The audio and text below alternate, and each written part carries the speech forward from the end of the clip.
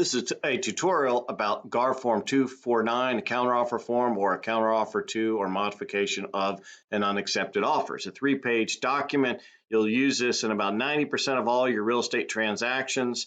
So let's dive right into it. As you know, it's nothing unless you create a purchase and sale agreement. We have a video on how to do that. It's a 2019 version.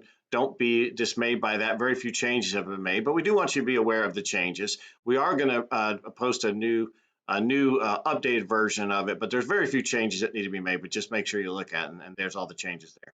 Now, disclosures are a very important part. We have a video on that as well, and then we have a couple other videos. But this video is very important because I would say about 90% of all your contracts involve a counteroffer, unless it's been verbally agreed to up front. So that's where you find the video on this from the VPR Central Guides.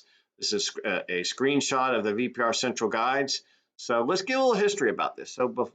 So for many years, I got into real estate in 1989. For at least a decade, maybe even 2 decades, we didn't have this form.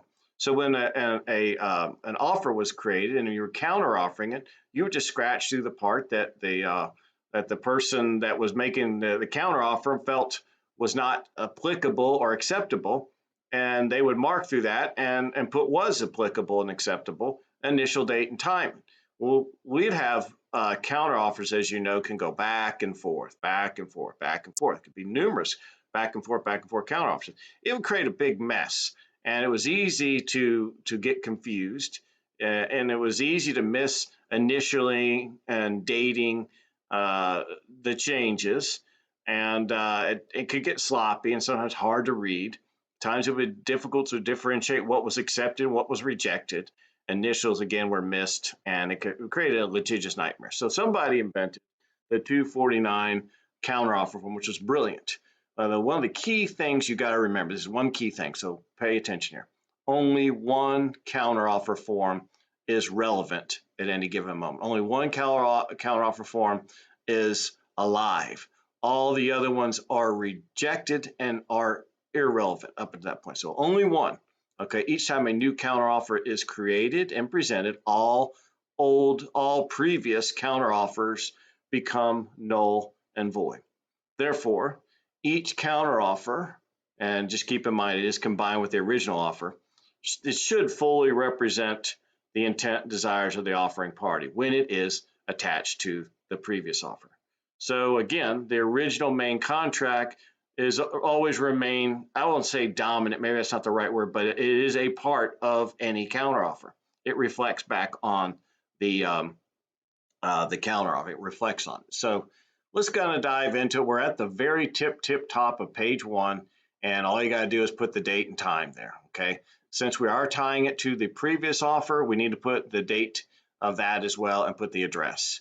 Now we get into the legal language. A is very important, and we already stated that before, but it basically states again that all the other counteroffers, if there are any, they're rejected. They're no longer a part of this. They're forgotten. They're dead. They're dead to me. Relation between the original offer, well, the original offer is incorporated at all times, okay? But the terms of the counteroffer control, so they take precedence over the original offer. When a counteroffer is signed by buyer and seller and is delivered, well, this will create a legally binding agreement. This is a really key part right here. Only this counteroffer needs to be signed. So a lot of people feel like they need to go back and sign, and that can confuse things if you go back to the original offer and start signing that and filling in stuff there. So you want to make, this will bind it, and this is the only thing that needs to be signed. Now you can create a clean copy or conformed copy. Clean and conformed are kind of the same thing. If either party wants to do this, then we'll do it. Okay. E is put in there because people were putting NA, and that was creating legal issues.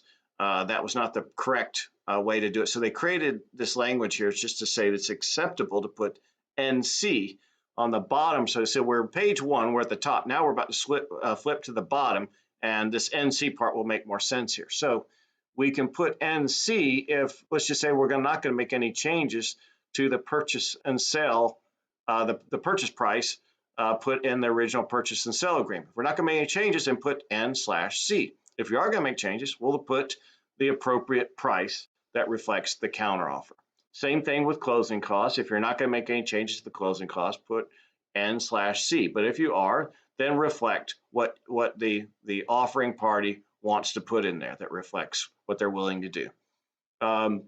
We have changes to the closing and possession. So what they have here, they've got here the main things that are generally counteroffered.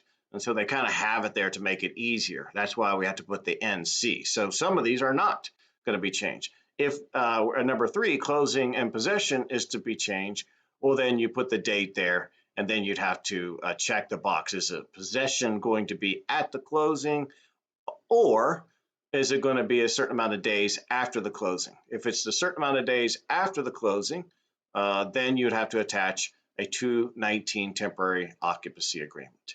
If you're making changes to the the holder of the earnest money, then put that in there. If not, put N/C. I'm not going to repeat this N/C part again. You get that. If there's not a change, put N/C in there. Same thing with if the attorney's going to be holding the earnest money, and that's a change in that, then put that in there. If not, put N/C. Same thing with earnest money. Okay. Any reflections to the change of the earnest money, this is the spot to change the reflections of the change of the earnest money. If you're going to change the inspection due diligence, this is where you would do that.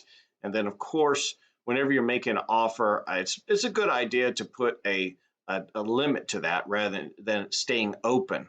Okay, so just understand that that's where this part is. It's now a new time limit for these for the person to consider and possibly sign the counteroffer. And then the person obviously making this counteroffer form, filling this counteroffer, making the counteroffer, would initial here. The accepting party, whether it be the buyer or seller, would initial when they accept it. Okay, so let's move on to, we've already got the majority of this form. Let's move on to the page 2. All page 2 really is things that weren't on page 1. Some unique things that need to be, that the person making the counteroffer form needs to have put into the contract that reflect their wishes, what they want. So you just put them in there, and that'll be part of the counteroffer. So these are other ones that are not. And if you have a bunch of them, you might have to attach another page. And if you have to attach another page, if it just keeps going on and on and on, we'll check that box and attach another page. Again, the offering party will initial if the accepting of the offer, if they accept it, then they will also initial at that time as well. So now we move to the final page, which is basically the signature page. And so we're going to the top of page 3. The buyer, or really the person, the buyer would sign there. It depends on who's making the counteroffer, but this is the place where the buyer would sign. If they're either making the counteroffer or they're accepting a counteroffer, this is where they would sign, and they will put the appropriate information underneath it, more contact information type stuff. If we have an additional buyer, more than 2, then you would have to attach additional signature page as well. This is the side for the sellers, and they can do the same thing with the signature page. Getting down towards the bottom of page 3, you have the firm name there. The agent would sign that. They print and type their name underneath it and put all the applicable contact information there as well. Same thing over here. This is where the listing broker, the firm name would be.